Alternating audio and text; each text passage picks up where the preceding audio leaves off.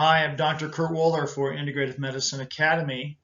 The title of this video is The Chronic Stress Response Linked to Adrenal Cortex and Adrenal Medulla Activation. So one of the fundamental aspects of functional medicine was the use of this slide. I've been using this slide in my lectures now for many years, and I actually took it from working with Biohealth Laboratory and the individual who I really originally trained in functional medicine, the late Dr. Bill Timmons, in this aspect of the chronic stress response. And so what we see here on the left-hand side, the potential sources of stress, anything from, obviously, mold pollens, for example, or dietary issues or gut problems. And then it gets to environmental aspects, metals, chemicals, injuries, and then a lot of mental emotional issues, just fear, anxiety, stress, etc.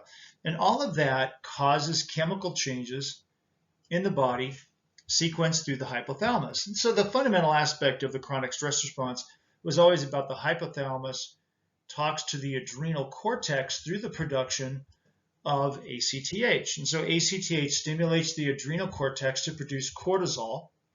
And then we get the beneficial downstream effects of cortisol, controlling inflammation, having a regulatory function at the cell level,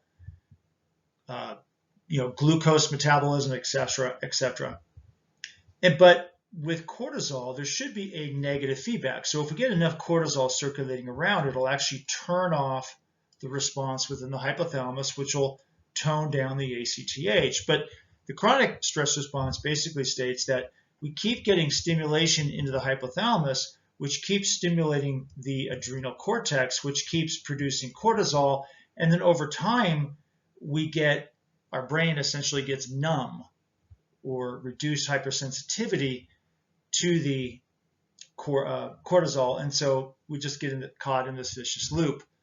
Now, adrenal insufficiency, which would be basically Addison's disease, but then we can get into adrenal dysfunction where we have varying degrees of low cortisol output, can be problematic too.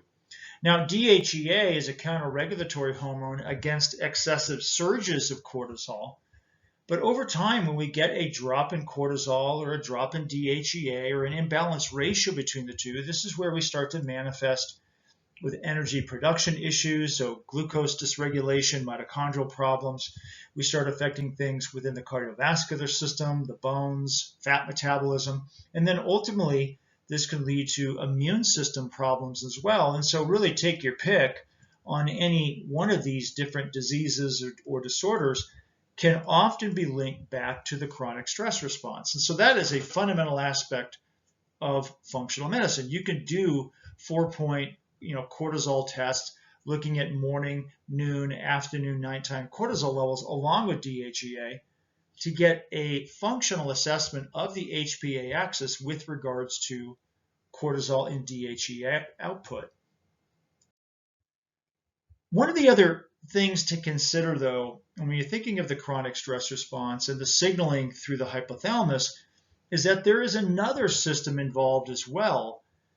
On the right-hand side, we have the hypothalamus talking to the pituitary producing ACTH, which then speaks to the adrenal cortex for the production of cortisol, but through what's called the Locus Ceruleus, which is actually part of the pons, part of the brain stem. This sends out signals to various areas in the brain, including the prefrontal cortex.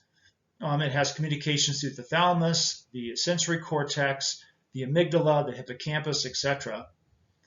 But Locus Ceruleus is then communicating with the adrenal medulla through synaptic neuronal pathways. So we send out signals through the spinal column, which then goes into the adrenal medulla for the production of norepinephrine, also called noradrenaline.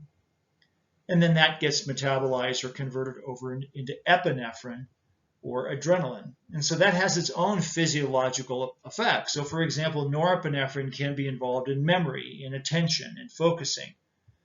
And then of course, we got the cardiovascular effects, right? Increase effects on the heart, increased blood flow, increased blood pressure, etc. So the reality is that stress can activate responses through the brain that engage both systems, one through the HPA axis, as well as through the sympathetic nervous system into the adrenal medulla. So it's not just a problem of increased cortisol or cortisol problems over time or DHEA. It can also be stimulation of the adrenal medulla producing these catecholamines or the norepinephrine, for example. So the locus ceruleus plays a big role in this. And so it's important to understand that when people are presenting with issues related to hypothalamic-pituitary-adrenal axis, something to consider is that they're probably also engaging the locus ceruleus system as well. Now, I do a lot of education on the organic acids test. This is a snapshot of the phenylalanine tyrosine metabolite section of the organic acid test from Great Plains. And what you'll notice is that homovinylic is high. That often gets elevated because of stress response. But what can also become elevated in some people because of this locus ceruleus sympathetic nervous system input into the adrenal medulla is you can see an increase of vanillmandylic acid, which is a metabolite of norepinephrine. So if we look at this catecholamine chart below, we have dopamine that sits in the middle.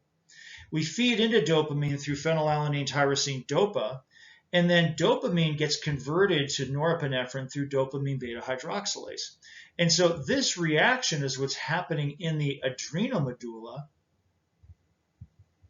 which can get reflected as an elevation of vanillmandylic acid by increased production of norepinephrine, increased sympathetic nervous system intervention into the adrenal medulla, coming about from positive stress responses initiated through the locus ceruleus through the sympathetic nervous system. Now, you're not going to pick up on this information off of a salivary adrenal profile. All you're going to get is looking at cortisol and DHEA, but that's where the combination of an adrenal profile, salivary, as well as a urinary organic acid test can be a very powerful way of assessing people who are dealing with chronic stress, chronic health problems, to get a deeper insight into what may be happening. So again, the bottom line is just understand that both of these systems can be engaged. It's not always just the hypothalamus-pituitary-adrenal axis.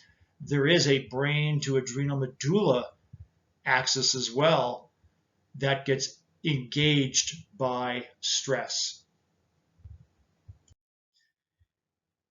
We have a website called Functional Medicine Clinical Rounds, which is a membership site for healthcare practitioners where you can interact with myself and my partner, Dr. Trincatella, through one-on-one lab consults, case presentations, clinical troubleshooting. We also have educational material within this website, including one of the things that we have within the Functional Medicine Clinical Rounds site are what are called clinical data sheets, which are one-page PDF documents that go over a lab profile or a lab marker or clinical pearls, other things from just an integrative medicine perspective. And these are all available as archives, as downloads.